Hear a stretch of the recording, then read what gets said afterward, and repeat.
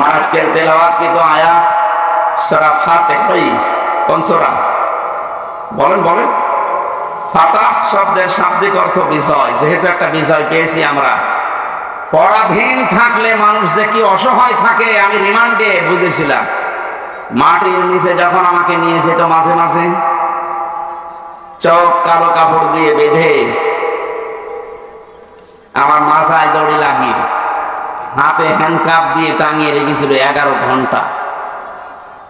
এমন একটা অসহায়ত্ব জায়গায় ছিলাম, দুনিয়ার কোনো মানুষের আওয়াজ নেই সেখানে। মাটির নিচে একেবারে কিংকর্তব্য বিমূঢ় হয়ে, কোনো আওয়াজ যায় না। কোন নামাজ হচ্ছে, কোন আজান হচ্ছে কিছু জানি না। জোহর আসর মাগরিব ইশা পড়েছি আমি ইশারায়, আমি জানি না যে আজান হয়েছে কিনা নামাজ হয়েছে কিনা, কারণ কোথায় আছে আমি নিজেও জানি না। পরবর্তীতে দেখলাম মাটির নিচ থেকে ওই সিঁড়ি দিয়ে উপরে তুলছি। এই যে স্বাধীন দেশের নাম শুনতাম যে আমরা স্বাধীন, অথচ আমরা ছিলাম পরাধীন। কি ছিলাম? এই কঠিন অবস্থা থেকে আল্লাহ আমাদেরকে তুলে আনলেন সেখানে। আপনি লক্ষ্য করে আজকে মাওলানা মামুনুল হক আছে রংপুরে, কালকে মনে হয় দিনাজপুরে আসবে। কয়েকদিন আগে আমার কুষ্টিয়ার বাংলাদেশ জামাত ইসলামী কুষ্টিয়া জেলা শাখার উদ্যোগে 550 আলেমকে এক জায়গায় করেছিল। আপনি ভাবেন বাস্তবতা নিয়ে আস 550 আলেম 3.5 ঘন্টা 4 ঘন্টা আমরা আলোচনা করেছি। কোনো বাধা নেই, কোনো ভয় নেই, কোনো আশঙ্কাও নেই। অথচ আগস্টের 5 তারিখের আগে 550 না 5.5 জন আলেম এক জায়গায় হলে 10টা মামলা হয়ে যেত। কোথায় থেকে কোথায় আল্লাহ নিয়ে এসে দিয়েছেন। শুকরিয়া আদায়ের জন্য বলেন আলহামদুলিল্লাহ। দরুদ আর সালাম পড়ছি কেন? কারণ বিশ্বনবীকে আল্লাহ পৃথিবীর রহমত করে পাঠিয়েছিলেন। তিনি শুধু সৌদি আরবের নবী ছিলেন না। ওলিয়া যোহান্নাস ইন্নী রাসূলুল্লাহি ইলাইকুম জামিআ। হে নবী, আপনি দুনিয়ার মানুষকে জানান আমি শুধুমাত্র এই এলাকার জন্য নবী হয়ে আসি না, এই তামাম পৃথিবীর যত জায়গা আছে সবার জন্য আমি রাসূল বলেছি। তামাম পৃথিবীর যে জায়গা আছে তার ভেতরে বাংলাদেশ নেই। বলেন বলেন। যদি বলেন 1450 বছর আগে বাংলাদেশ ছিল, হ্যাঁ ছিল। এই জায়গাটায় যে ওই সময় আল্লাহর নবী মুহাম্মদুর রাসূলুল্লাহ সাহাবী ইসলাম নিয়ে আমাদের দেশে আগমন করেছিলেন, তার প্রমাণে রংপুর বিভাগের লালমনিরহাট জেলার পাটগ্রাম থানায় একটা মসজিদ পাওয়া গেছে যার বয়স 1475 বছর। হিসাব করে দেখতেছে মৃত্তিকা গবেষণাগার যারা আছে মাটি পরীক্ষা করে, ওখানে যে শান লেখা ছিল মসজিদের উপরে, ওই মাটি গাজীপুরের মৃত্তিকা গবেষণাগারে পরীক্ষা করে দেখা গেছে এর যা বয়স ওই সময় বিশ্বনবী দুনিয়ায় 3 বছর জীবিত ছিলেন। তার মানে প্রমাণ হয়ে গেছে নবীজি জীবিত থাকতে বাংলাদেশ নামক এই ভূখণ্ডে আল্লাহ ইসলাম পাঠিয়ে দিয়েছে। এই জন্য আমরা নিয়ামত হিসাবে রাসূলুল্লাহকে যারা পেয়ে কদর করে না, সম্মান দেয় না, আল্লাহ পাক কিন্তু সে নিয়ামতকে তাদের মাঝে রাখে নাই। উনি জন্ম নিয়েছিলেন মক্কায়, কিন্তু কিয়ামত পর্যন্ত থাকবেন মদিনায়। যেখানে আসলেন ওখানে কিন্তু বেশি দিন ছিলেন না। 63 বছরের ভেতরে মাত্র 53 বছর ছিলেন। কত বলেন বলেন? 53 বছর মাত্র জীবন কাটিয়েছেন সে মক্কায়। আর ওই 53 বছরের পর থেকে বাকি 10 বছর এবং এই 1450 বছর একাধারে যিনি যেখানে আছেন তার নাম মদিনা। তার নাম কি? ওই মানুষগুলো এত বেশি শ্রদ্ধা সম্মান জানিয়েছে, সাহায্য করেছে রাসূলুল্লাহকে। আল্লাহ এত বেশি খুশি হয়েছিলেন তাদের উপরে, কিয়ামত পর্যন্ত তাদের বুকের মাঝে আল্লাহ রাসূলকে রেখে দিয়েছে। এখানে লাইভ স্টার হজ গ্রুপের ব্যবস্থাপনা পরিচালক আছে। হাজার হাজার মানুষকে দেশ থেকে উনি আল্লাহর ঘরের মেহমান করে নিয়ে যায় খেদমতের জন্য। আমি জিজ্ঞাসা করছি, জাহাঙ্গীর ভাইকে জিজ্ঞাসা করছি, মানুষ শুধু যদি হজ করতে যায়, সে ফরজ হজ নফল হজ যাই হোক, মক্কা বাদে হজের জায়গা আর আছে নেই? আপনি যদি শুধু মক্কাতেই হজের কাজগুলো করতে পারেন আপনার হজ হয়ে যাবে, মদিনায় না গেলেও হজের ক্ষতি হবে না। লক্ষ লক্ষ মানুষেরা প্রায় 600 কিলোমিটার মক্কা থেকে মদিনা, 450 মাইল, এত বড় পথ পাড়ি দিয়ে এই পৃথিবীর তাম পৃথিবীর কোটি কোটি মানুষ যারাই হজ করতে যাবে কিয়ামত পর্যন্ত, তারা মক্কাতে হজ শেষ করে ফেললে ও মদিনায় তারা 2 দিন 5 দিন 7 দিন 10 দিন রাসূলুল্লাহর মহব্বতে 40 ওয়াক্ত নামাজ পড়ে তারপরে আসে। অথচ হজের কাজ সেখানে নেই, কারণ রাসূলকে সালাম দেওয়ার জন্য। এখান থেকে আমরা শিক্ষা যেটা নিতে পারি, যে নিয়ামতের শুকরিয়া আদায় মক্কার লোকেরা করে নাই, আল্লাহ তাদের মাঝে রাসূলুল্লাহকে পাঠিয়েছেন কিন্তু রাখেন নাই। যারা শুকরিয়া আদায় করেছিল, নিয়ামতের গুরুত্ব দিয়েছিল, কিয়ামত পর্যন্ত আল্লাহ তাদের কাছে রাসূলকে রেখে দিয়েছে। আমাদের উচিত হবে আমরা যে নিয়ামত পেলাম, এই যে মুক্ত জীবন, নিয়ামতের শুকরিয়া আদায় করার জন্য আমি বলেছিলাম শর্ত মানা লাগে কয়টা? 3টা। বলেন তো কয়টা? আরো জোরে বলেন। কোরআনে কারীম জানাচ্ছে, ওয়াইদ তা'আযানা রাব্বুকুম লাইন শাকারতুম লাযিদান্নাকুম ওয়া লাইন কাফারতুম ইন্না আযাবি লাশাদীদ। স্মরণ করো সময়ের কথা। আল্লাহ পাক বলেন, যদি আমি কাউকে নিয়ামত দেই আর নিয়ামতের শুকরিয়া আদায় লোকটা করে, ওর জীবনে লাযিদান্নাকুম, আমি নিয়ামত বাড়াতেই থাকবো। শুধু বাড়িয়ে দেব না, বাড়াতেই থাকবেন। এবার আসেন নিয়ামতের শুকরিয়া আদায় করে কি করে? বাংলাদেশ, ভারত, পাকিস্তান সহ এই এলাকার মানুষেরা মনে করে যে কোটি পর্যন্ত খেয়ে ঢেকর একটা তুলে বললাম আলহামদুলিল্লাহ হয়ে গেল। না, এটা নিয়ামতের শুকরিয়া আদায়ের একটা বাক্য মাত্র। শর্ত মানা লাগবে আপনাকে 3টা। কয়টা? আপনি শুনতেছেন? 1 নম্বরে আপনাকে বলা লাগবে যে হ্যাঁ এটা নিয়ামত।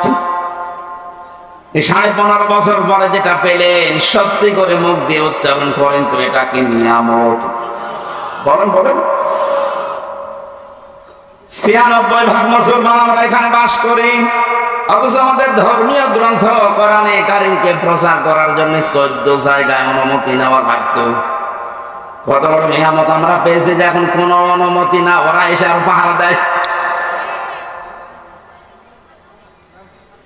এই নিয়ামত আমরা সবাই স্বীকার করছি তা না। আমি যে বললাম ওই যে 14 জন এখনো পর্যন্ত জালেমদের পক্ষে আছে, ওরা কিন্তু এই নিয়ামত পেয়ে খুশি না, ওরা এখনো বেজার। 100 জনের 14 জন বাদ গেলে বাকি থাকে কত? 86% মানুষ এখন আমরা সবাই শুকরিয়া আদায়ের জন্য বলেন আলহামদুলিল্লাহ। 2 নম্বরের শর্ত হচ্ছে আপনার মনের ভেতরে একটা আলাদা আনন্দ আপনি অনুভব করবেন, অনির্বচন সুখ আপনি পাবেন, যেটা আমি পাচ্ছি, জাহাঙ্গীর ভাই বন্ড পেয়েছে, আমরা অনেকেই পাচ্ছি। আপনি পাচ্ছেন ওই 14 জন। 3 নম্বরে শুকরিয়া আদায়ের শর্ত হচ্ছে যে উদ্দেশ্য নিয়ে নিয়ামতটা আপনি পেলেন, ওইটা তার জায়গা মতো পৌঁছিয়ে দেবেন।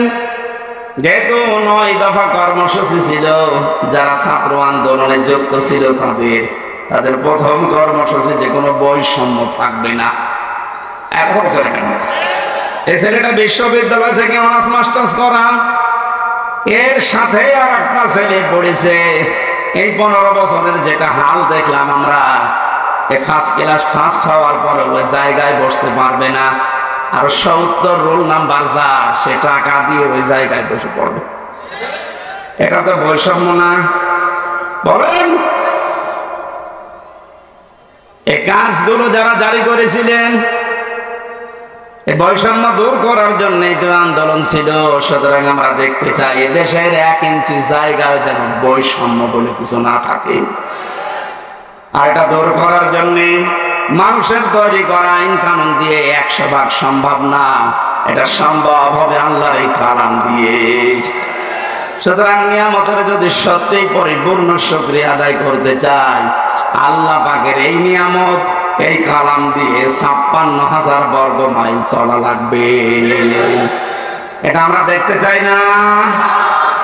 এটা তো রাজনীতি না, এটা নিয়ামতের শুকরিয়া আদায়ের মাধ্যম, কারণ এটা ছাড়া আপনি পারবেন না। আল্লাহর কালাম যেখানে নেই, আপনি মনে করেন যে হ্যাঁ ও সমস্ত দেশ উন্নত, আমিও দেখে এসেছি, কিন্তু ওখানে 100% ন্যায় বিচার নেই। আমি যে সিঙ্গাপুর, মালয়েশিয়া, থাইল্যান্ড সহ কতগুলো দেশ ঘুরে আসলাম কিছুদিন আগে, ওখানেও দেখেছি শান্তি আছে, কিন্তু 100% ন্যায় বিচার ওই দেশে নেই। কারণ ওখানে আল্লাহর এই কালাম দিয়ে দেশ চলে না। আমার হাকামা বিহি আদালা, যারা কোরআন দিয়ে বিচার ফায়সালা করতে পারবে, নবীজি বলেন তারাই শুধু ন্যায় বিচার করতে পারবে। সুতরাং আমাদের এই দেশে যদি ইনসাফ কায়েম করতে চাই, ন্যায় বিচার দেখতে চাই, পৃথিবীর কোন মানুষের আইন দিয়ে হবে না, আইন লাগবে আল্লাহ। 53 বছর তো দেখলেন বাবা চালিয়েছিল, দুর্ভিক্ষে মানুষ মরেছে। কত বছর কেন? এটাকে আমি বানালাম। আমার ফাঁসি চাই। বীর মুক্তিযোদ্ধা মতিউর রহমান লিন্টু, এই লোকটার একটা বই আছে, এতদিন গোপন ছিল, এখন বাজারে পাওয়া যাচ্ছে। একটু পড়ে দেখেন তো, আপনি নিজেও বলবেন যে আমার ফাঁসি চাই। পড়াটা আমি পড়ে দেখলাম, আল্লাহ তো ঠিকই বলেছে যে আমার ফাঁসি চাই। যা দেখেছে আমি মনে হচ্ছে দেখে দেখে পড়ছি। তাহলে বাস্তবতা কি পেলাম? 53 বছরের ভেতরে বাবা চালিয়ে যা সুখ দেওয়ার দিয়ে গেছে, স্বামীও চালিয়েছিল, চাচা চালিয়েছে আপনার রংপুরের, কথা বলছে দেখেন, বউ চালাইলে তো দেখলাম কেমন করে চালায়, ভাবিও চালিয়েছে। কান খেতো মানে ন্যায় বিচার শুধু মুখে বলে উড়িয়েছে যে ন্যায় বিচার কায়েম করছি না, কিচ্ছু করতে পারি নাই। ন্যায় বিচার কায়েম করার জন্য আল্লাহর এই কালাম লাগবে। একটু আশা হয় না, একটু তামান্না জাগে না মনে, যে আল্লাহর এই কালাম দিয়ে দেশটা চললে কেমন দেখা যায়, এটা আমরা দেখতে চাই। কারা কারা দেখতে চান দেখে লিল্লাহি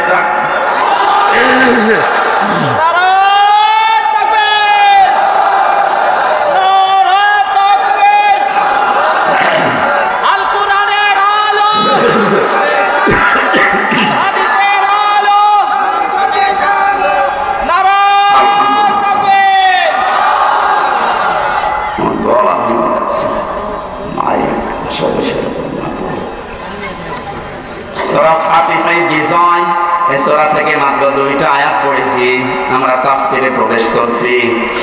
আল্লাহ পাক বলেন, লাকাদ সাদাকাল্লাহু রাসূলাহুর রুয়া বিল হাক্কি লাতাদখুলুন্নাল মাসজিদাল হারাম ইনশাআল্লাহু আমিন। এরা উঠে কারা? এরা খুব জরুরি নাকি? খুব জরুরি হলে যান, তাছাড়া একটু একটু কথা শোনার চেষ্টা করেন, আমি গুরুত্বপূর্ণ কিছু পয়েন্ট এখান থেকে বের করবেন। আল্লাহ পাক বলেন, অবশ্যই আমি আমার রাসূলকে যে স্বপ্ন দেখিয়েছি, এই স্বপ্নটা অতি শীঘ্রই বাস্তবে রূপ দেব। আমি আল্লাহর ইচ্ছায় আমার রাসূল মসজিদে হারাম, যেটা পবিত্র ঘর, শান্তির জায়গা, এখানে নিরাপত্তার সাথে প্রবেশ করবে। এ ঘোষণাকার। প্রশ্ন আসতে পারে, তো 1500 বছর আগের কথা, এই আয়াত এখন আমাদের শোনানোর দরকার কি? এবার আসেন, 1500 বছর আগে এই রাসূলকে আল্লাহ যে স্বপ্ন দেখিয়েছেন, এই রাসূলুল্লাহ জানিয়েছে, আল-উলামা ওয়ারাসাতুল আম্বিয়া, আলেমরা নবীর উত্তরাধিকারী, নায়েবে রাসূল, নবীর ওয়ারিস। এ কথা শুনেছেন কোনদিন? সুতরাং রাসূলুল্লাহ তো কিয়ামত পর্যন্ত থাকবে না, তার নায়েব থাকবে, তার উত্তরাধিকারী থাকবে, কথা বলেন না কেন? তার রূহানি সন্তানরা থাকবে, এই যে আলেম যারা আছে তারা। সুতরাং রাসূলুল্লাহ যে স্বপ্ন দেখেছিলেন, আল্লাহ তা বাস্তবে রূপ দিয়েছে। কিয়ামত পর্যন্ত তো রাসূল থাকছেন না, তার নায়েব থাকবে। এই নায়েবরাও কিয়ামত পর্যন্ত নায়েবে রাসূল যারা স্বপ্ন দেখবে তাদের স্বপ্ন আল্লাহ কিয়ামত পর্যন্ত বাস্তবায়ন করবে। আমি একজন নায়েবের কথা একটু উল্লেখ করছি, শহীদ আল্লামা দেলাওয়ার হোসাইন সাইদি রহমতুল্লাহ আলাইহি, উনি যে নায়েবে রাসূল, আপনার কি ধারণা আছে যে না উনি নায়েবে রাসূল না? শুধু এই দেশে না, সারা বিশ্বের ভেতরে যদি 10 জন আলেমের তাফসীর মানুষ ডাবিং করে শোনে, তার ভেতর উনি একজন। আমি পৃথিবীর বহু দেশে গেছি, যেখানে যাই সেখানে ডাবিং করে করে আল্লামা দেলাওয়ার হোসেন সাইদি, ডাক্তার জাকির নায়েক, এই মানুষগুলোর লেকচার মানুষ শোনে। ওনাদের গুলো তো কাটা কাটা, সাইদি সাহেবেরটা যেহেতু কাটা কাটা না, সুর দিয়ে বলা হয়। দুনিয়ার মানুষেরা অনেকেই সুরের পাগল, এজন্য ইনার তাফসীরটা বিভিন্ন ভাষায় ডাবিং হয়ে মানুষগুলো শুনতেছে, বোঝে না অনেকে, তারপরও কান্দে। ওনার কণ্ঠের ভেতরে এমন একটা মায়াবী জিনিস দিয়েছিলেন। আমি অনেক কঠোর মানুষকে দেখেছি, ওনার নাম শুনতে পারে না, কিন্তু ওনার কণ্ঠের তাফসীর শুনতে বসেছি, মাইজা কথা ঠিক আছে। রাসূলুল্লাহকে আল্লাহ বলেন, লাকাদ সাদাকাল্লাহু রাসূলাহুর রুয়া বিল হক, অবশ্যই আমার রাসূলকে আমি যে স্বপ্ন দেখিয়েছি ওই স্বপ্নকে আমি বাস্তবে রূপ দেব। ওনার স্বপ্ন তো 1400 বছর আগে দেখেছিলেন, ওটা রূপও দিয়েছেন। হযরতে আবু বকর, হযরতে ওমর জিজ্ঞাসা করেছিলেন, হে রাসূল, হুদায়বিয়ার সন্ধির সময় আপনি বললেন যে আমি স্বপ্ন দেখেছি যে মসজিদে হারামে নিরাপত্তার সাথে প্রবেশ করছি, হজ করে তাওয়াফ করে আবার ফেরত যাচ্ছি, তো কই আপনার স্বপ্ন তো আমরা বাস্তবে দেখতে পাচ্ছি না। এখানে এসে ওরা আমাদেরকে বাধা দিয়েছে। এমন যে সমস্ত শর্তগুলো হুদায়বিয়ার সন্ধিতে আপনি করলেন, একটা আমাদের পক্ষে আসে না। আপনার স্বপ্ন তো স্বপ্ন না। বিশ্বনবী বলেন, ওমর, আমি কি তোমাকে বলেছি এবছর এই স্বপ্ন বাস্তবায়ন হবে? স্বপ্ন যখন দেখেছি আমার আল্লাহ রুয়া বিল হক, এ শব্দ এমনি এমনি দেয়নি, উনি অবশ্যই ওনার ওয়াদা পালন করবে, সত্যতা হক আদায় করে যথার্থভাবে আমার স্বপ্নকে উনি দেখাবেন। ঠিক পরবর্তী বছরে আল্লাহ সেই স্বপ্নকে বাস্তবায়ন করে দেখিয়েছেন। রাসূলুল্লাহ এখন নেই, যেহেতু বারবার বলছে এগুলো রাসূলের নায়েব, রাসূলের স্থলাভিষিক্ত মানুষ, ওনারা যে স্বপ্ন দেখবে, শহীদ আল্লামা সাইদি যে স্বপ্ন দেখেছিলেন এই দেশে কালেমার পতাকা উড়বে, এটা আমি বানালাম। ইঁদুরের গর্ত খুঁজে পাবেন না, উনি কথা বলেছিলেন। বাস্তবে আমরা দেখলাম যে ঠিক পাইনি। বলেছিলেন শুধু নাড়া দেওয়া হবে, দিল্লি গিয়ে পড়বেন, ঠিক পড়েছি। ওনার স্বপ্নগুলো একটা একটা করে সবই দেখছি বাস্তবে রূপ নিচ্ছে। ওনার আরো স্বপ্ন ছিল ৫৬,০০০ বর্গ মাইল উপরে কালেমার পতাকা উড়বে। শুধু উড়বে বলেননি, বলেছিলেন জালেমদের নাকের ডগার উপর দিয়ে উড়বে। ঠিক এখন তার দিকেই যাচ্ছে। রাসূলুল্লাহর স্বপ্ন আল্লাহ যেভাবে দেখিয়েছেন, রাসূলের নায়েব শহীদ আল্লামা দেলাওয়ার হোসেন সাইদি রহমতুল্লাহ আলাইহি, তার স্বপ্নকে আল্লাহ মনে হচ্ছে খাপের খাপ মিলিয়ে দিচ্ছে। শব্দের দিকে তাকিয়েছেন, ইনশাআল্লাহু আমিন, যদি আল্লাহ চায়। হয়তো আল্লাহ 15 বছর 16 বছরে চাইনি, এজন্য নিরাপত্তা আমরা পাইনি। এখন যেহেতু আল্লাহ চেয়েছেন, রাসূলুল্লাহটা চেয়েছিলেন 1 বছর পরেই, আর আমাদেরটা একটু দেরি হয়ে গেছে। তারপর আমরা হতাশ না, এই কথা বলেন না কেন?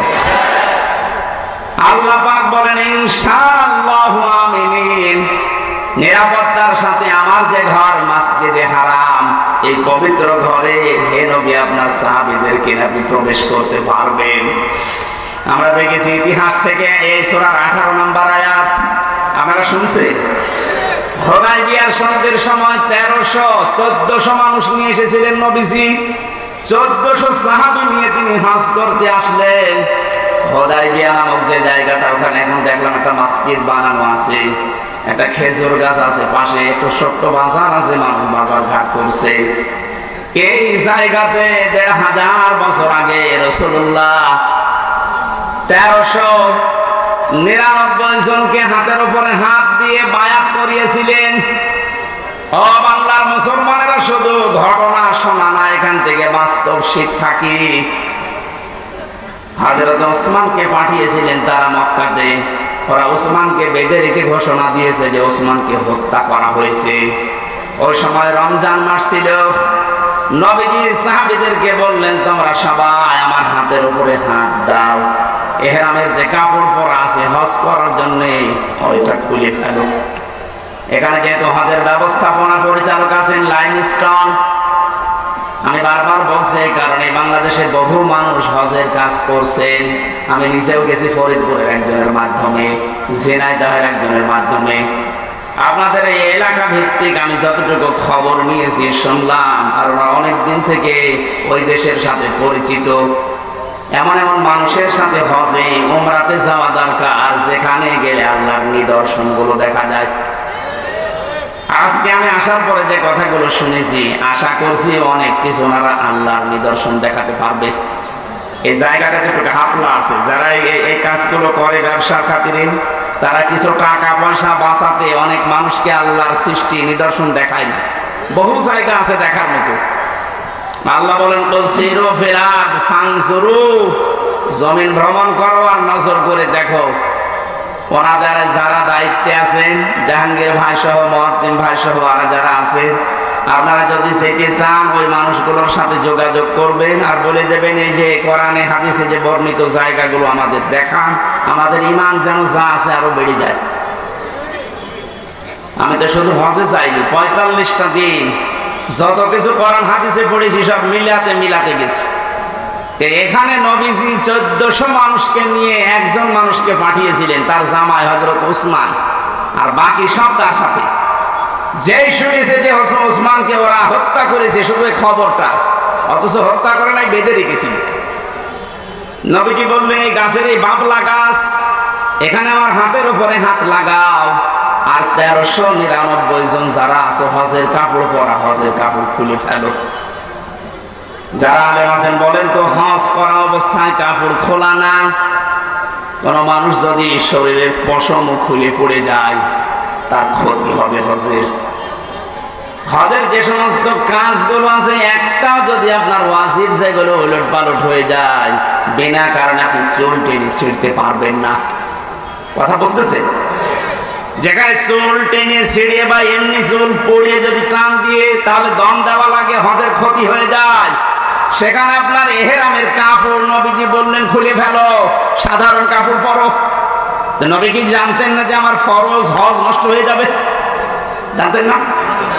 জানার পর কেন করলেন? এবার আসেন দ্বিতীয় নম্বরে। ওই সময় ছিল রোজার মাস, রমজানে রোজা ফরজ। নবীজি বললেন, সবাই ভেঙে ফেলো রোজা, এখন রোজা রাখা লাগবে না, পরবর্তীতে দরকার হয় রোজা করে দিবা। ইসলাম আমরা কোন জায়গা থেকে, কে কোথা থেকে নিচ্ছি জানি না, ইসলাম নেওয়া লাগবে রাসূলুল্লাহর কাছ থেকে। অমনি হিসাব মিলান, আজকে এই ১৪০০ বছর পরে ১৩৯৯ জন মানুষ নবীজির হাতে হাত দিলেন। আল্লাহ কোরআনের আয়াত নাযিল করলেন ওই সময়, লাকাদ রাদিয়াল্লাহু আনিল মুমিনিনা ইয ইউবাইউনাকা তাহতাশ শাজারাতি ফাআলিমা মা ফি কুলুবিহিম ফানজালাস সাকিনাতা আলাইহিম ওয়া আসাবাহুম ফাতহান করিবা। শব্দ দিয়েছেন, দেখেছেন, লাকাদ, অবশ্যই আমি আল্লাহ রাজি হয়ে গেছি, অথচ কাজ এখনো শুরু হয়নি। আল্লাহ বলেন, আমি রাজি হয়ে গেছি। রাদিয়া এটা মাছের সিগা, এটা অতীতের শব্দ। আল্লাহ গ্যারান্টি দিয়ে বলছেন, আমি রাজি হয়ে গেছি আনিল মুমিনিনা, ওই মুমিনদের উপরে, তাহতাশ শাজারা, এই যে বাবলা গাছের নিচে আপনার হাতের উপরে যারা হাত দিয়েছে, এই বায়াত যারা গ্রহণ করছে, ইয ইউবাইউনাকা, আপনার কাছে যারা শপথ নিচ্ছে, বাক্য বায়াত গ্রহণ করছে, এদের প্রত্যেকের উপরে আমি আল্লাহ রাজি হব না হয়ে গেছি? বলেন বলেন। চিন্তা করলেন না কোনদিন একটা শোনার পরে যে কেন আল্লাহ রাজি হয়ে গেল? অথচ 2টা ফরজ তারা তরক করছে, হজ ভেঙে ফেলছে, রোজা ভেঙে ফেলছে। কেন? কি এত ঘটনা ঘটে গেছে? মাত্র একটা মানুষকে ওরা আটক করে রেখেছে, ঘোষণা দিয়েছে মিথ্যা যে মেরে ফেলেছি, তাছাড়া কিছু না। এখন তো শুরু হয়নি কিছু। এতটুকুর পরে যদি নবী এতগুলো কাজ করতে পারেন, আল্লাহর নবী এতগুলো মানুষের হাত দেওয়ার পরে নিজের হাতটা উপরে বললেন এটা ওসমান নেই।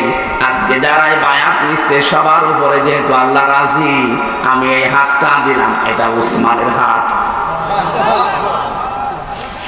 বিশ্বনবী জানালেন সাহাবীরা, আজকে আমাদের শপথ হচ্ছে একটা, ওসমান হত্যার বদলা না নিয়ে আমরা কেউ মদিনায় ফেরত যাব না। এই সংবাদ যখন ছড়িয়েছে যে 1399 জন নবীর হাতে হাত দিয়ে বায়াত গ্রহণ করছে যে ওসমান হত্যার বদলা না নিয়ে ওরা ফেরত যাবে না মদিনায়, ওরা এই সংবাদকে ভয়ের চোটে ওসমানকে ছেড়ে দিয়েছে। সুবহানাল্লাহ, আলহামদুলিল্লাহ, আল্লাহু আকবার বলার জন্য আমি বলি না। এখানে শিক্ষা কি?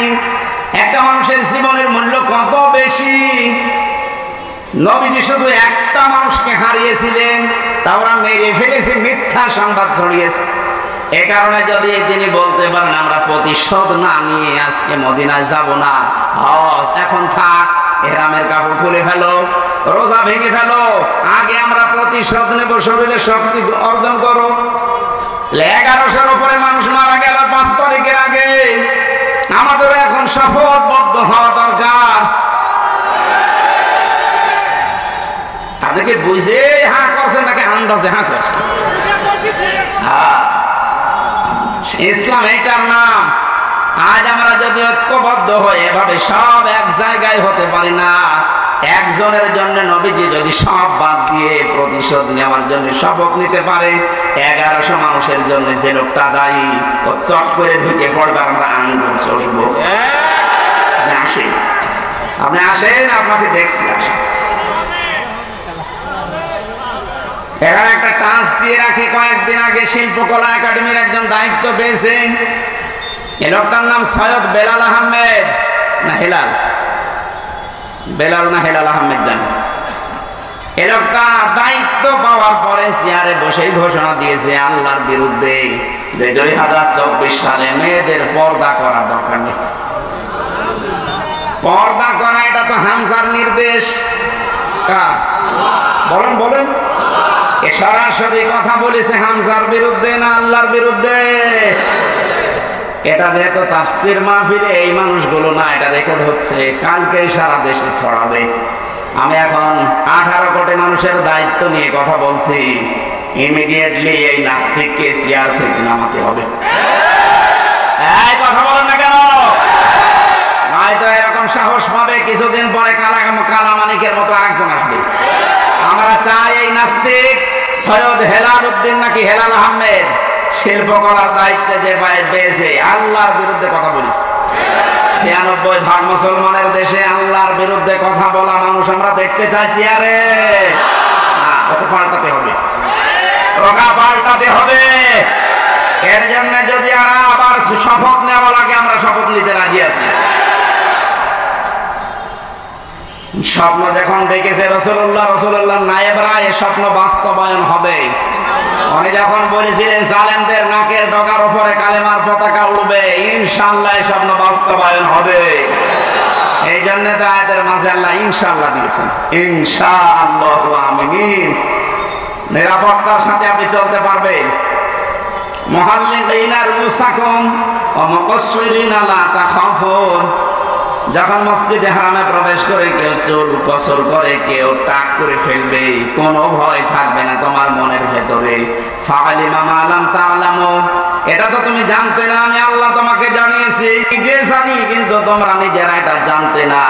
ফাজআলা মিন দুনি যালিকা ফাতহান করিবা। আল্লাহ বলেন আমি আরেকটা সংবাদ তোমাদেরকে দিয়ে দিলাম। একটা বিজয়ের সংবাদ দিলাম, তোমরা অতি শীঘ্রই দেখতে পাবে। 1400 বছর আগে রাসূলকে যেমন আল্লাহ দেখিয়েছিলেন, আমাদেরকে দেখাতে পারবে না, ওই শক্তি আল্লাহ নেই। বলেন বলেন। আমরা এরকম 1399 জনের মতো যদি ঐক্যবদ্ধ হয়ে শপথ নিতে পারি, আজকে কোন জালেমের ছাড় নেই। আল্লাহ শুধু এতটুকু দেখেই কাফেরদের মনের ভেতরে ভীতি সঞ্চার করে দেবে, ওরা ভয়তে উসমানকে ছেড়ে দেবে।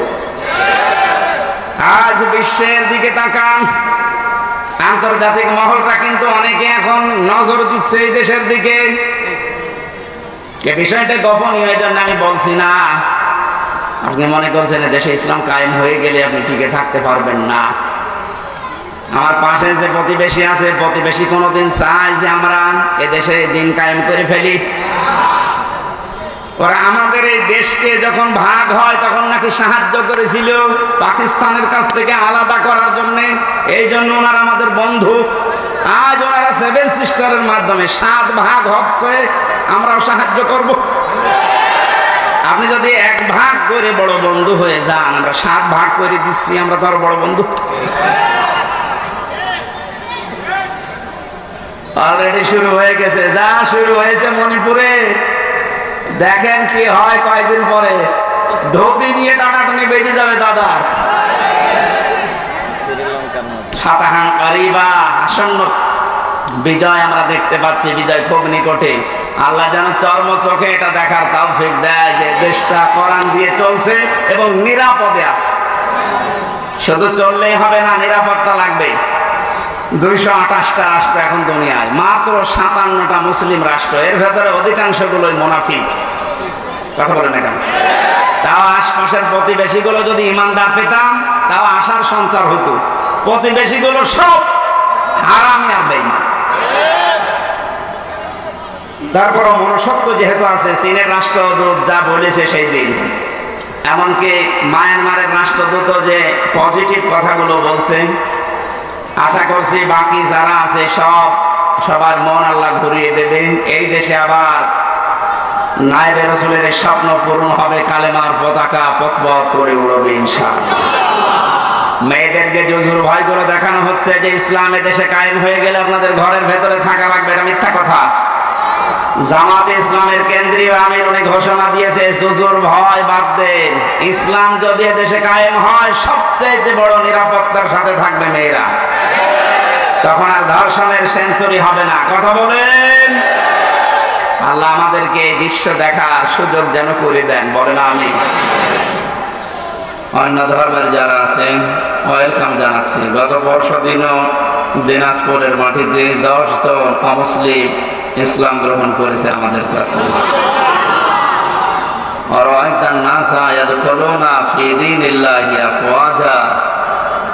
আপনি দেখতে পাবেন দলে দলে পালে পালে মানুষ ইসলামে প্রবেশ করছে। আমরা সেই দৃশ্য এখন শুরু করে দিয়েছি। আমার সারা বাংলাদেশে একই অবস্থা। কয়েকদিন আগে চুয়াডাঙ্গায় 2 জন স্বামী স্ত্রী, এর আগে গাইবান্ধায় 1 জন, এরপরে 10 জন। যেভাবে মানুষ ইসলামে আসা, এগুলো তো অমুসলিম। মুসলমানদের ভেতরে যারা মাঝারি আর ছোট জালেম ছিল, বড় জালেম তো সব পালিয়েছে। মাঝারি আর ছোট জালেম যারা ছিল তারাও এখন দিশেহারা, এদিক ওদিক না পেয়ে তারা এখন দলে দলে পালে পালে ইসলামে আসতেছে। মানে বোঝা যাচ্ছে যে এতদিন ওরা আসল মুসলমান ছিল না। কারণ যারা জুলুম করে ওরা মুসলমান থাকে না। কথা বুঝতেছে? যারা জালেম এরা আল্লাহর মামলার আসামি। আমাকে মামলা দিয়েছিল এই দেশের যিনি দায়িত্বে ছিলেন উনি, কিন্তু আল্লাহ মামলা দেবে ওনার বিরুদ্ধে, কারণ উনি জালেম গণহত্যাকারী হিসাবে তামাম দুনিয়ায় এখন স্বীকৃতি পেয়ে গেছে। তামাম দুনিয়ায় 228টা রাষ্ট্র, 57টা মাত্র মুসলমান রাষ্ট্র, বাকি সব তো ইহুদি খ্রিস্টান বৌদ্ধ হিন্দু। এগুলো দুনিয়ার সবাই এখন ঘোষণা দিচ্ছে। যিনি পালিয়ে গেছে, গত 2 দিন আগে তার ছেলে স্ট্যাটাস দিয়েছে, আমার মা কুকুরের মতো পালিয়ে গেছে। কি সুন্দর স্ট্যাটাস দেখেছে, আমার মাকে দেশের মানুষ কুকুরের মতো তাড়িয়ে দিয়েছে। সুবহানাল্লাহ। সুতরাং যিনি পালিয়ে গেলে তিনি সহ যারা দোষর ছিল, জালেমদের বড় বড় দোষরগুলো, যারা সরাসরি গণহত্যার সাথে জড়িত, 1150 মানুষ হত্যা করেছে এই দেশে 5 তারিখের আগ পর্যন্ত। এখনো পর্যন্ত 2700-র উপরে হাসপাতালের বেডে কাতরাচ্ছে।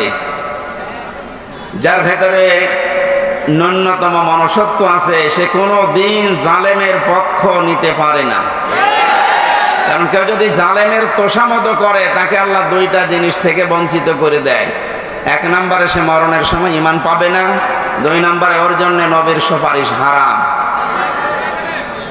এখনো পর্যন্ত যারা জালেমের সাফাই ডাকছেন, তোষামতি করছেন, তাকে সাহস যোগাচ্ছেন যে আপা ঘাবড়াবেন না, আপনি ঘাবড়ালে আমরা নরম হয়ে যাই, আপনি মানুষ আছে না, আপনি তো জানোয়ার হয়ে গেছেন।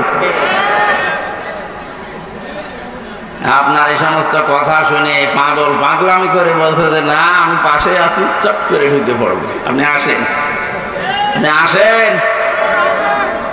মাথা খারাপ হয়ে গেলে মানুষ কি না বলে, কি না করে। এক লোক ছেলেকে বলছে, এই দুলা ভাই দাঁড়া।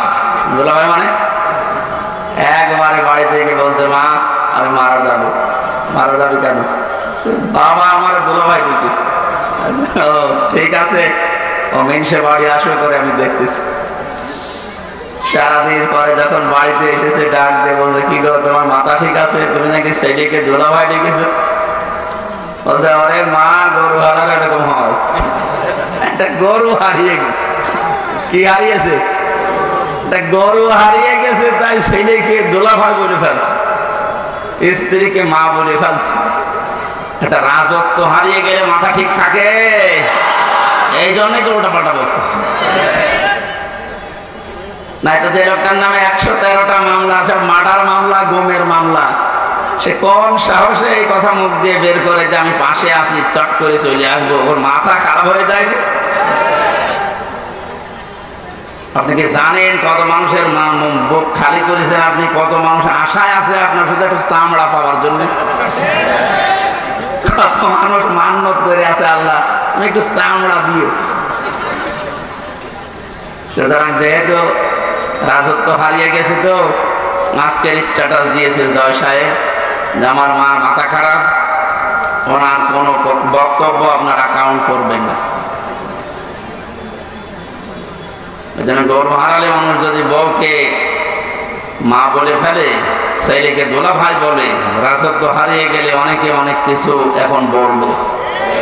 সমস্ত কথা আমরা কিছু মনে করবো না ইনশাল্লাহ। কারণ এই মানুষগুলো এখন আর আমাদের টার্গেট নেই, এখন এরা টার্গেট হয়ে গেছে আল্লাহ। জালেমরা টার্গেট কার? এটা তো আমি বানালাম নাকি? সূরা শুরা 25 নম্বর পারা 6 নম্বর পৃষ্ঠা 13 নম্বর লাইনের 42 নম্বর আয়াতের প্রথম অংশে আছে, ইন্নামাস সাবিলু আলাল্লাযীনা ইয়াযলিমুনান নাস। আল্লাহ পাক বলেন, অবশ্যই আমি আল্লাহ নিজে মামলা দায়ের করব যারা মানুষ হয়ে মানুষের উপরে জুলুম করেছে। শব্দের দিকে খেয়াল করেন তো, যেহেতু আলেম আছে এখানে, আল্লাহ ইয়াজলিমুন কেন দিলেন? 2টা শব্দ নিয়ে কালটা গঠিত, 2টা কাল আছে এর ভেতরে, 2টা সময় আছে, বর্তমান, ভবিষ্যৎ, প্রেজেন্ট, ফিউচার। আল্লাহ ইয়াজলিমুন আর মুসলিমুনা দিতে পারতেন, যে মুসলমানদের উপরে যারা জুলুম করেছে। আল্লাহ দিয়েছে ইয়াজলিমুন আর নাস। হিন্দু কি মানুষ না? কথা বলে না কেন? খ্রিস্টান মানুষ না? পৃথিবীতে যে ধর্মের অনুসারী হোক না কেন, লোকটা তো মানুষ। মানুষ হয়ে যদি কেউ মানুষের উপরে জুলুম করে, ভবিষ্যতেও যারা করবে, এরা আল্লাহর মামলার আসামি। এতদিন যারা করেছেন এই 15.5 বছর, আপনি আর কিছু না বিশ্বাস করেন, সূরা শুরার এই 42 নম্বর আয়াতের প্রথম অংশ 100% বিশ্বাস করতে পারেন, আপনি কিন্তু আল্লাহ কেসের আসামি। এটা একটা গরিব মানুষ, মাওলানা হারুন, দিনাজপুরে বাড়ি, এ যদি আমার বিরুদ্ধে মামলা দিত, আমি ওই সময় যে জায়গায় ছিলাম আকিস গ্রুপে, বাংলাদেশের ওরা 3-4 জনের ভেতরে একজন, কত টাকা লাগবে, ওরে টাকা দিয়ে 2-3 দিনের ভেতরে আমি বের হয়ে চলে আসতাম। কি কথা বলে না কেন? পারতাম না? ওরা আমাকে গাড়ি চড়তে দিয়েছিল 1.25 কোটি টাকা, সেখানে ওরা কয় কোটি টাকা দিলে তো আমি চলে আসতে পারতাম। যেহেতু আমার মামলার বাদী হারুন না, সভাপতি সাহেব না, একেবারে সরাসরি রাষ্ট্র, উনি তো টাকা খাবেন না ওইভাবে। যারা মামলার বাদী যত বড় হয়, মামলা তত জটিল হয়। 3টা বছরের ভেতরে বহু চেষ্টা চালিয়েছে আমার পরিবার, আমার দল মিলে, কোল কিনারা করতে পারি নাই, কিচ্ছু হয়নি। 3 বছরে মামলা যেখানে ছিল ওই জায়গায় পড়ে আছে, অথচ কয়েকদিন আগে আমার মামলা সবগুলো ঢিসমিস হয়ে গেছে। মনে করলাম বলি যে বিচারপতি, 3টা বছর তো মামলা আপনার কাছে ছিল, কিছুই তো করলেন না। আজকে মামলা দেখে বলছেন যে কোনো মাল নেই, কি দিয়ে বিচার করবো? যা সব খালাস করে দিলাম। এতদিন বললেন না কেন? এতদিনে তো মামলায় কোনো মাল ছিল না। কথা বলছেন কেন? আজকে বলছেন যে কোনো মাল ম্যাটারেস নেই, কি দেখে বিচার করবো? সব খালাস করে দিলাম। সেই ধরা পড়ার পর থেকে তো আপনার কাছে উঠতে আছে মামলা, ও সময় কেন দিলেন না? এই কথা বলতো মাননীয় আদালত যে হুজুর আমার হাত বাঁধা। কি বাধা? বলেন বলেন। বাংলাদেশের 1628 জন মানুষ দায়িত্বে আছে, ছিল, এখনো আছে। একটা মাত্র হাত খোলা ছিল, বাকি 1627 জনের হাত বাঁধা ছিল। গত পরশুদিন আমি যশোরে ছিলাম, ওসি সাহেব এসে বলছে হুজুর আমি আপনার সাথে খাবার খাবো। কেন? এতদিন পর্যন্ত আপনাকে আমি এখানে আসতে দেইনি, আমার কোনো দোষ না, আমার হাত বাঁধা ছিল। আজকে যেহেতু হাত খুলে গেছে, আমি মাপ চাইতে এসেছি, আর একটু খাবার খাবো আপনার সাথে। হাদিসে নাকি শুনেছি যে কিয়ামতে আল্লাহ জিজ্ঞাসা করবে কোন আলেমের সাথে একটু খাবার খেয়েছিলে। এখন মনে হচ্ছে 15 বছরে মনে হয়। এখন বহু হাত বাঁধা লোক ছিল, এখন সবার হাত খুলে গেছে। বৈষম্য বিরোধী ছাত্র আন্দোলনে যারা শহীদ হয়ে গেল, যারা নিজের জীবন পর্যন্ত দিয়ে, রংপুর বিভাগের যে ছেলেটা জীবন দিল, সারা দুনিয়ায় এখন বীর শহীদ নামে পরিচিত আবু সাইদ। এই বিভাগটাকে উজ্জ্বল করে দিয়ে গেছে। নাম যে ছিল এই নামটা আস্তে আস্তে মুছে যাচ্ছে, মফিজ আর থাকবে না। এরা এখন সব চাইতে ভালো, আমাদেরকে স্বাধীনভাবে কথা বলতে দেওয়ার জন্য যারা জীবন দিয়েছে তার ভেতরে ছেলেটা 1 নাম্বার। সুবহানাল্লাহ বলতে পারেন না? আল্লাহ যেন শাহাদতের সর্বোচ্চ মাকাম রংপুরের আবু সাইদ শহীদকে দান করে, বলেন আমিন। সুতরাং সংস্কার করার জন্য ওনারা যে উদ্যোগ নিয়েছিল, 9টা দফা দিয়েছিল, তার ভেতরে প্রথম যে আমরা কারো হাত এভাবে বাধা রাখতে চাই না, শুধু একজনের হাত খোলা, যা মনে চাইতো তাই করতো, আর বাকি সব তো হাত বাঁধা। হাইকোর্টের বিচারপতি যদি বলে আমার কিছু করার নেই, হাত বাঁধা, তাও তো আমার মামলা মামলা না, একেবারে ঠুনকো মামলা। এইটা দেখে উনি বলছেন আমার কিছু করার নেই, তো তোর ওই চেয়ারে বসে থাকা দরকার কি? তুই ভ্যান চালা।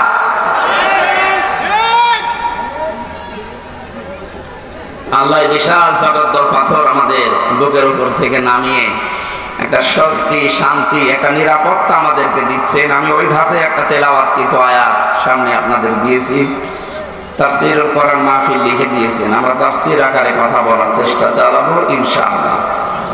মনে করলাম যে এটা মনে হয় সিরাত মাহফিল, যেহেতু তাফসীর মাহফিল লিখেছেন আমরা তাফসীর আকারে কথা বলবো, আল্লাহ যেন আমাদের তৌফিক দেন।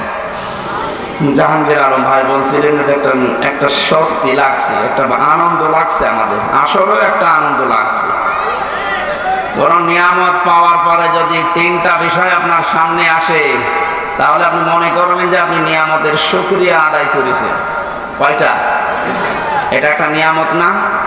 এই যে মুক্তভাবে জীবনে কথা বলতে পারছি এখন, উনি বলছিলেন না যে এখন আর অনুমতি নেওয়া লাগবে না। হ্যাঁ, আসলেই তা। সারা বাংলাদেশের 56,000 বর্গ মাইল কয়েকদিন আগে গোয়েন্দা বিভাগের যিনি প্রধান এই বাংলাদেশে এখন, তিনি আমাকে বলছিল, হুজুর যেখানে যে ধাসে আল্লাহ কথা বলেছে কোরআনে, আপনি ওই ফোর্সে কথা বলবেন, কোনো বাধা নেই, কারো অনুমতি এদেশে আর নেওয়া লাগবে না। অন্যান্য ধর্মের মানুষেরা যেভাবে তাদের ধর্ম পালন করে আপনারা কোরআন প্রচার করবেন এই মুসলিম দেশে উন্মুক্ত, কোন মহারথীর আর অনুমতি লাগবে না। এটা বিশাল কথা না? বলছে যদি কেউ বাধা দেয় একটু টাচ দেবেন, এই নাম্বার সেভ করে রাখেন, ওর ঠ্যাং ভেঙে ফেলবে। আমি বললাম যে স্যার আপনি ছিলেন কোথায়? বলছে না, আমি কয়েকদিন আগে দায়িত্ব পেয়েছি, আমি এর আগে ছিলাম না, আমি একজন মুসলিম, আমার যা দায়িত্ব আমি পালন করব মরণ পর্যন্ত। আল্লাহ যেন তাকে তৌফিক দেন, বলেন না। সুতরাং আমরা চাচ্ছি যত বিভাগ আছে বাংলাদেশে, বিচার বিভাগ, শিক্ষা বিভাগ, যত রকমের বিভাগ দেশে চলছে, স্বাস্থ্য বিভাগ সহ সব বিভাগের যারা দায়িত্বে আছেন তাদের হাত যেন আর বাধা না থাকে, খুলে যায়। বলেন বলেন। হাত খোলা থাকলে মানুষের যে সাহস হয়, তার বাস্তব প্রমাণে শহীদ আবু সাঈদ হাত খুলে দাঁড়িয়েছে। কথা বলে না কেন? হাত খুলে যেভাবে দাঁড়িয়েছে, কি সাহস বলেন তো? ওর কি জীবনে মায়া ছিল না? ছিল, ওর জীবনেরও মায়া ছিল। কয়েকদিন আগে গিয়েছিলাম ওর কবরে, ওর বাবা বলছিল ছোটবেলা থেকে এরকম প্রতিবাদী, এমনিতে গরিব মানুষের ছেলে, কিন্তু অন্যায় দেখলেও সহ্য করতে পারে না, প্রতিবাদ জানাবে, সে পেছনে যা হয় হোক। যেহেতু হাত খোলা ছিল, দেখেছেন কি সাহস, নিজের জীবন পর্যন্ত বলেছে নেই, বুকের ভেতর বলছে ঝাড়, বুক পেতেছি গুলি কর, গুলিও করেছিল। যে মানুষগুলো গুলির সাথে সম্পৃক্ত, বলছে স্যার একটা মারি একটা মরে আর একটা যায় না, কি মানুষ আছে? এগুলো সব জানোয়ার। ভিডিও করে করে আবার দেখাচ্ছে। যারা এর সাথে সম্পৃক্ত, কাউকে যেন ছাড় দেওয়া না হয়। নিরপরাধ যারা একেবারে ছোটখাটো জালেম আছে, এদের অত কিছু করার দরকার নেই। না, ছোটখাটো জালেমেরা। আগস্টের 5 তারিখে 1:30 পর্যন্ত সব একেবারে জান্নাতে ছিল।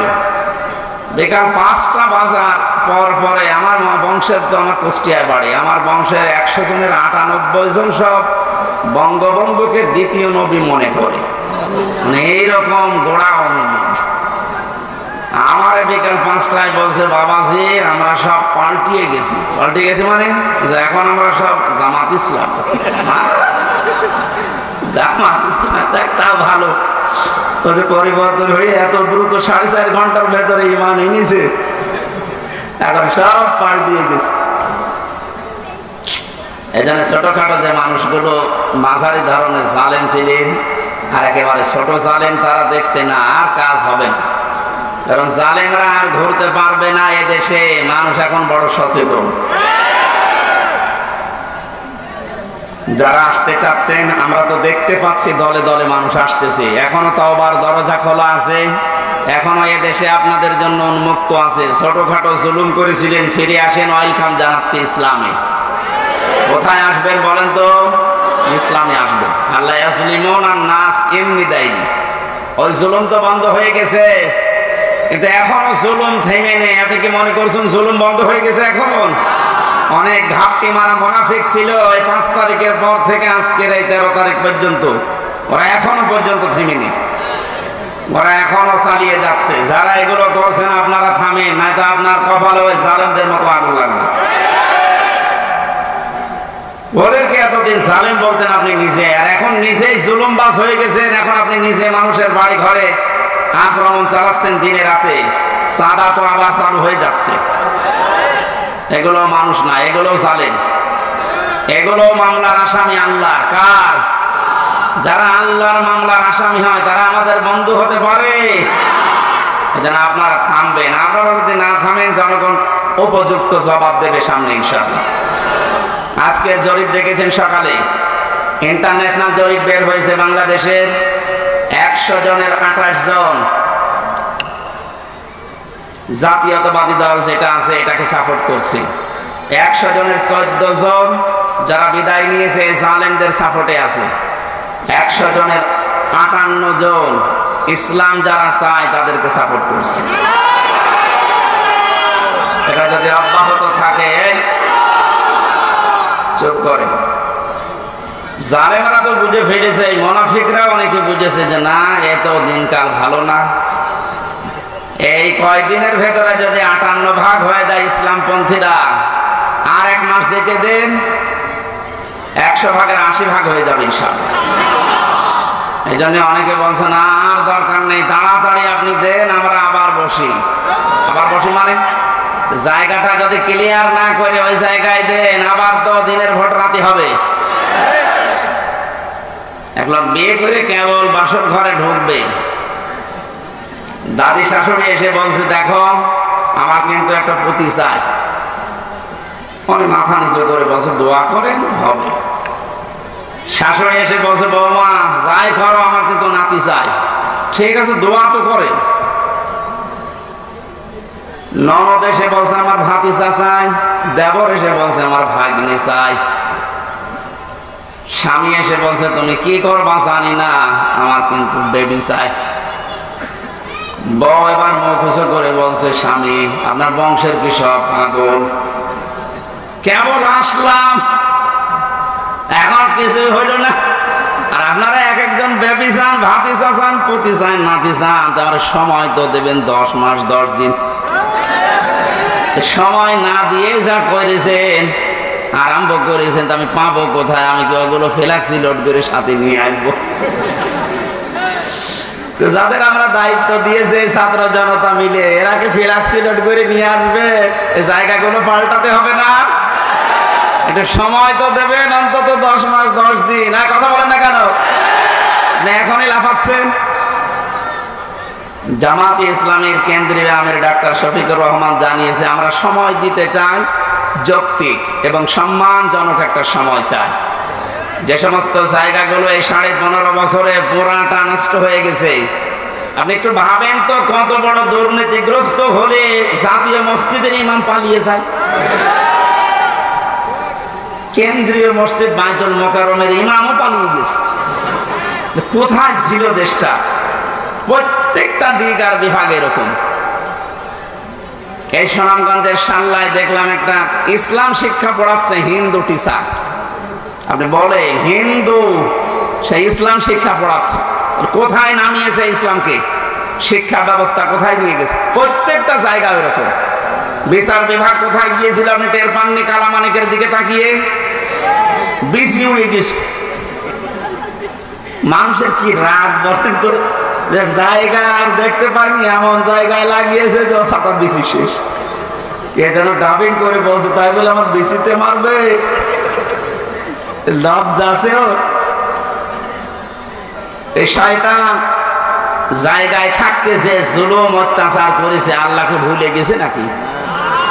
ওয়ালা তাহসাবান্নাল্লাযীনা ওয়ালা তাহসাবান্নাল্লাযীনা যালামু, হে নবী আপনি কি মনে করেন তাহসাবান্নাল্লাহা গাফিলান আম্মা ইয়ামালুয যালিমুন? নবী আপনি কি মনে করেন যে আমি জালেমদের সম্পর্কে একেবারে বেখবর হয়ে বসে আছি, আমার কোনো খোঁজ খবর নেই? সবচাইতে বেশি খবর রাখে আমি জালেমদের। আল্লাহ যে জালেমদের খবর রাখেন এটার বাস্তব প্রমাণ দেখেননি? আর কি দেখবেন বলেন তো? আমার জীবনে সব পূরণ হয়ে গেছে। ও কালামানিক যেদিন খেজুর পাতায় না কলা পাতায় ছিল, ওই দিন আমার মন ভরে গেছে। যা, আর কিছু লাগবে। আল্লাহ যদি দুনিয়া আর কিছু নাও দেখায়, আমার আর কিছু দেখার দরকারও নেই। এই জন্য বলছি সংস্কার যখন আরম্ভ হয়েছে বাংলাদেশের 1628টা চেয়ারের একটা চেয়ারেও যেন আর কোনো আগের লোক না থাকে। ইমিডিয়েটলি তাড়াতাড়ি এই জায়গাগুলো পরিষ্কার করে নতুন মানুষ ওখানে বসা।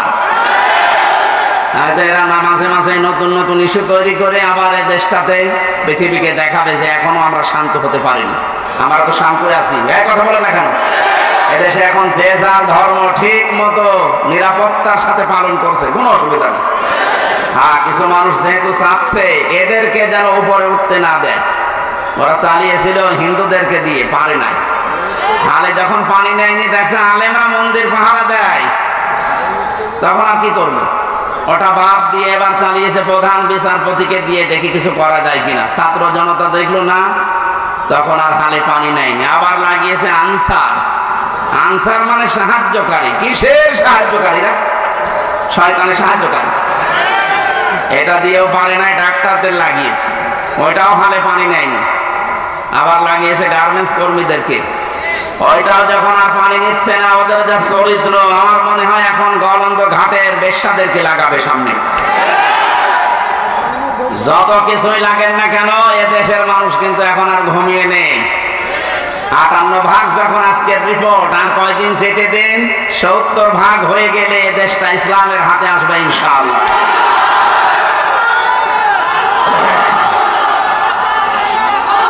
আলহামদুলিল্লাহ, কথা বলতে দিন। আমরা যেহেতু কোরআনের আয়াত 100 বিশ্বাস করি না, 98 আল্লাহ জানিয়েছেন অরাআইতান নাসা ইয়াদখুলুনা, ইয়াদখুলুনা এটা মুজারি, বর্তমান ভবিষ্যৎ, প্রেজেন্ট ফিউচার। নবী যখন দেখবেন যে আল্লাহর সাহায্য এসে গেছে, তখন আপনি বিজয় দেখতে পাবেন। আর বিজয় দেখলেই যে কয়টা কাজ বিজয়ের পরে হয়, তার প্রথম কাজে দলে দলে পালে পালে মানুষ ইসলামে প্রবেশ করবে, করবে। এটা অব্যাহত থাক, বলেন আমিন। আমাদের যে মাইকের অবস্থা, আমার গলা এখনই শেষ হয়ে যাচ্ছে, আমি আর চালাচ্ছি না। আমার যে বইগুলো মেয়েদের সম্পর্কে লেখা, গাড়িতে মনে হয় বইগুলো আছে, মেয়েদেরকে নিয়ে ওখান থেকে দিয়ে দেবেন, ওখান থেকে নিয়ে মেয়েদেরকে দেবেন। পারিবারিক জীবন নিয়ে লিখেছি, আল্লাহুম্মা আমিন। লা ইলাহা ইল্লা আনতা সুবহানাকা ইন্নী কুনতু মিনাজ জালিমিন। আমাবুদ, দিনের বেলায় সব কাজ বাদ দিয়ে কোরআনের এই আয়োজনে যারা আমরা ছুটে এসেছি, আমাদেরকে তুমি ওমরের মতো কবুল করে নাও, সওয়াবগুলো নবীর রওজায় পৌঁছিয়ে দাও। দুনিয়ার মাটির নিচে যারা ঈমান নিয়ে ঘুমিয়ে আছে, এদেরকে মাফ করে দাও।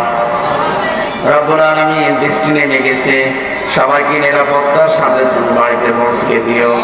আমাদের রোগশোক থেকে বাঁচাও, জালেমদের থেকে যখন বাঁচিয়েছো, ইসলামটা দেশে তুমি দাঁড় করিয়ে দাও। যখন এই মরণ আসবে, যেন পড়ি লা ইলাহা ইল্লাল্লাহু মুহাম্মাদুর রাসূলুল্লাহ।